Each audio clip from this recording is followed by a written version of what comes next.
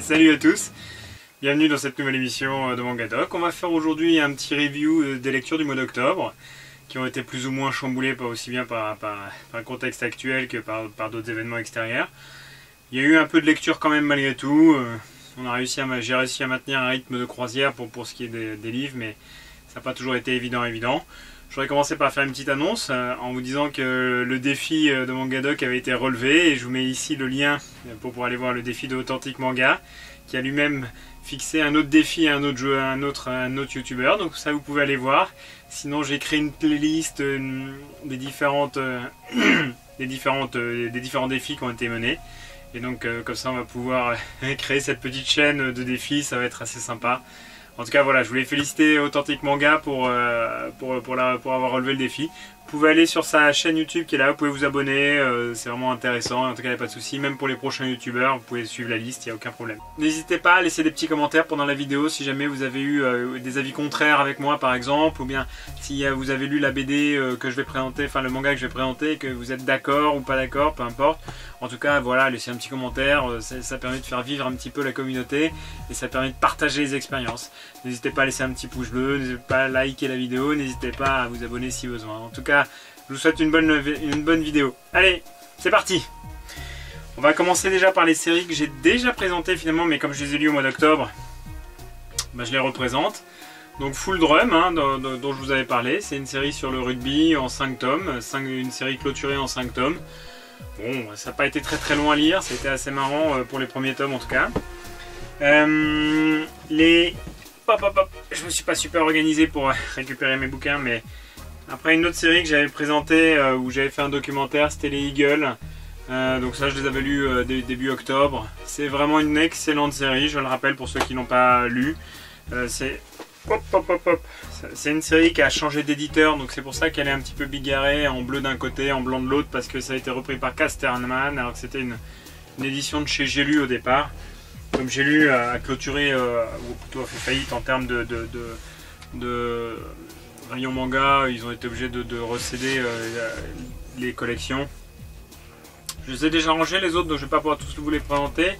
Mais il y avait les Chainsaw Man qui sont vraiment excellents, c'est une excellente série. Pour l'instant il y a le 5e là qui vient juste de sortir, donc là c'est les 4 premiers. Si elle continue sur ce rythme là, ça va tout déchirer, ça va tout dépoter, c'est vraiment excellent. Un autre volume que j'avais présenté, Colorless, dont j'attends avec beaucoup d'impatience le 2e tome, non pas que ce soit une bonne série, mais au contraire, c'est justement pour savoir si c'en est une ou pas. Pour l'instant, je suis un peu déçu du premier tome. Tous ceux qui m'ont demandé, je ne leur ai pas forcément conseillé de sauter dessus. C'est dommage parce que Shiba Edition, c'est un nouvel éditeur, c'est quelqu'un qui vient c'est que le 2e tome qui est édité, c'est un truc originaire de Belgique. C'est quand même assez dommage de leur casser du sucre sur le dos, mais en même temps, c'est vrai que pour l'instant, je ne peux pas en faire une promotion folle.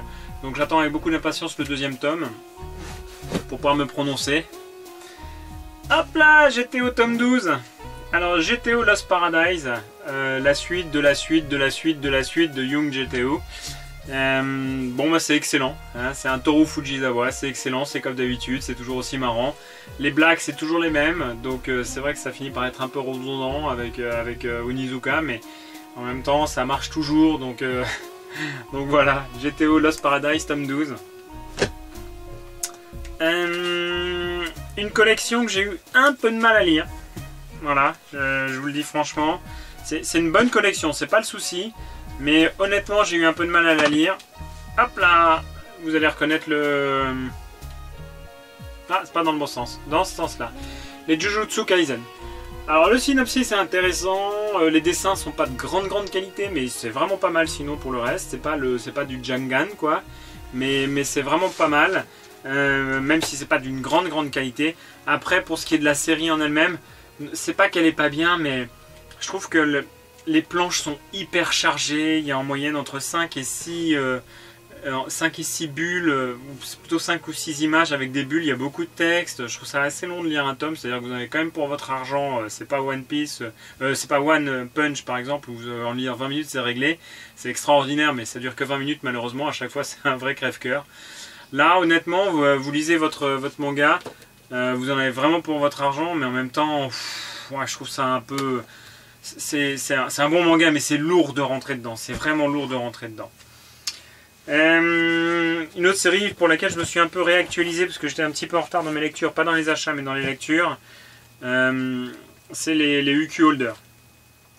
Donc Uki Holder, c'est la suite de Nejima, de Kanakamatsu.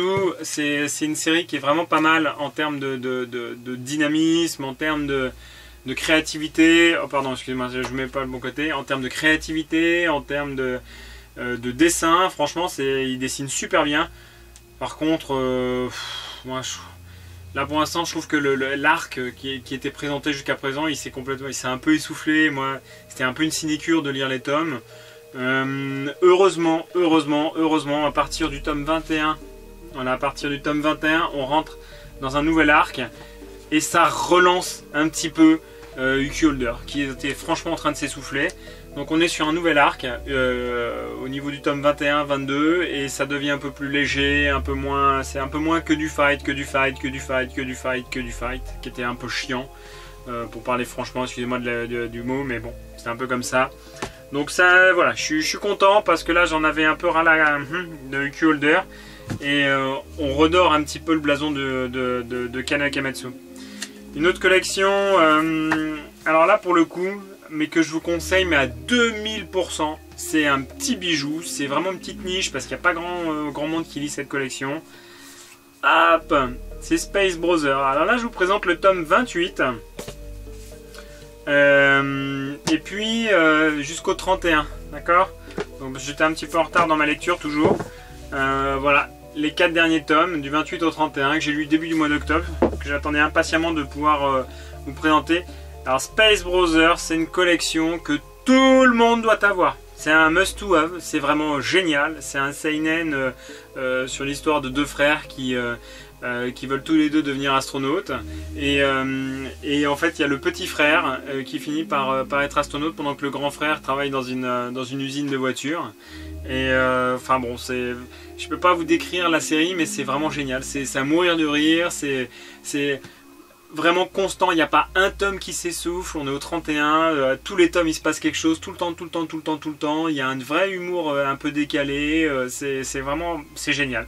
Le dessin il n'est pas extraordinaire, hein. Quand vous regardez vraiment le dessin, vous dites ah c'est moche et tout, c'est vrai que le dessinateur, moi j'aime beaucoup, mais ça plaira pas à tout le monde. Je répète, c'est pas du Jangan, une fois qu'on a goûté à Jangan, on a du mal à passer à autre chose, donc c'est pas du Jangan, hein. Mais c'est génial, c'est un must to have, c'est vraiment un must to have. Une autre collection, cette fois c'est un What the fuck. What the fuck Samurai Comeback. Alors Samurai Comeback, c'est un peu une série, c'est moins what the fuck que Ladybug versus Yakuza ou ce genre de choses. C'est pas mal, c'est une série qui est bien marrante, moi ça me fait beaucoup rire, c'est vraiment une série un peu décalée comme tous les what the fuck de chez Akata qu'on a l'habitude de voir habituellement. C'est l'histoire de samouraïs qui sont téléportés dans le futur et ils sont toujours dans cette dynamique de samouraï de 1800-1850 et du coup ça donne un petit peu un décalage de monde entre le monde du samouraï et puis le monde actuel à Tokyo, enfin ou à Kyoto pardon, et ça c'est vraiment bien. Moi ça me fait beaucoup rire, c'est une série what the fuck comme on a l'habitude de lire.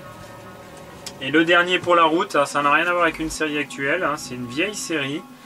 Que j'ai réussi à compléter début octobre quand les magasins étaient encore ouverts. C'est Kiyomaru. Alors je vais le présenter un peu plus tard dans une vidéo parce que Kiyomaru, le dessinateur, c'est le même qui a fait Né pour cogner. Je vais présenter les deux séries en même temps parce que autant Né pour cogner, c'est vraiment une série qui est assez marrante. C'est une série c'est l'histoire de collégiens, enfin de lycéens plutôt, qui se bagarrent un petit peu comme Shonen Seven, un petit peu comme toutes ces séries là. Et c'est assez drôle, c'est assez fandard. C'était une petite série en 7 tomes, je crois, en 7 tomes. Et finalement, elle vaut le détour. Celle-là, si vous avez l'occasion de la regarder, c'est assez marrant. Ça remplacera jamais Naruto, One Piece ou tout ça, mais ou Bleach ou ce que vous voulez, mais c'est une petite série en 7 tomes qui est assez marrante. Donc là, c'était Kiyomaru en 5 tomes. Bon bah écoutez, voilà, c'était tout pour les lectures du mois d'octobre, ça fait déjà pas mal. Et j'en ai lu un paquet quand même, malgré tout. Je pensais pas en avoir lu autant. Il doit y en avoir d'autres, mais comme je les ai déjà rangés à la bibliothèque, je m'en souviens pas. En tout cas, voilà, je voulais vous présenter donc ce que j'avais fait comme review. Faut pas oublier d'aller voir la vidéo de Authentic Manga concernant le défi numéro 1 qui a été relevé, et puis celle de la suite. Je vais pas vous dévoiler les noms parce que la chaîne est lancée.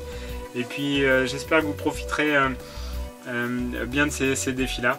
En tout cas, si la vidéo vous a plu, n'hésitez pas à laisser un petit pouce bleu, n'hésitez pas à me laisser un petit commentaire. N'hésitez pas à liker la vidéo, à vous abonner, enfin bon, faire des trucs. J'aime bien les petits commentaires aussi pendant la vidéo, c'est pas mal parce que ça permet vraiment de faire vivre un petit peu, voilà, on a tous des petites expériences de lecture. Vous, s'il y a des trucs que vous avez lus qui vous ont plu, dites-le moi. S'il y a des trucs que j'ai présentés et que vous n'avez pas aimé, ou au contraire que vous n'avez pas le même avis, parce que je vous rappelle qu'on est tous différents, donc on a tous le droit de penser différemment, et n'hésitez pas à le dire. En tout cas, je vous souhaite un très bon week-end, puisque je tourne cette vidéo le samedi. J'espère que tout se passera bien pour vous et je vous embrasse. A très bientôt. Salut!